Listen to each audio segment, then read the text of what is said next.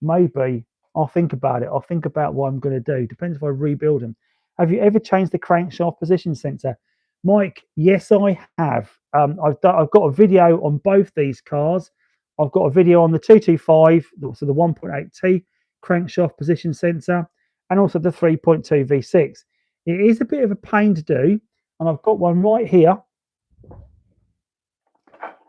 Here is your crankshaft position sensor, Mike. This is one, okay? And it's held into the block with a single bolt just there. So this bit goes inside your block and then it's bolted through. Now you'll probably notice what it has. Can you see that little green O-ring around it? Little green O-ring. And that's sort of like a rubber ring and it keeps it really tight in the hole, right? And of course you undo the bolt and then this spins in the hole like that. And you can't really get any purchase to prise it out because there's no movement.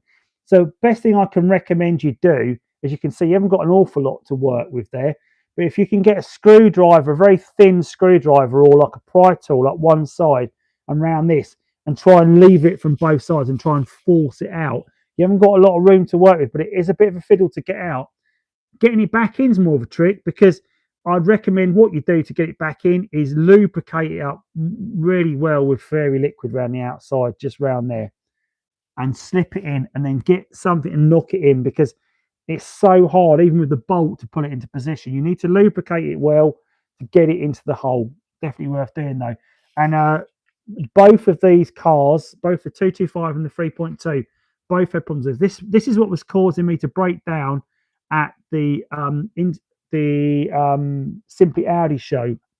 I broke down at Simply Audi and I also broke down on the way home from Simply Audi.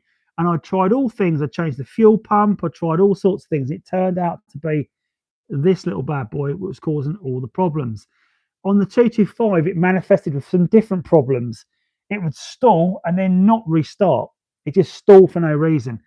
On the 3.2, it would kangaroo and start to make out it was failing, but only when it got hot. The Roadster just had this random, it just cut out on me. So definitely different behavior, but also very similar, I suppose, of both being pains to performance-wise. So that is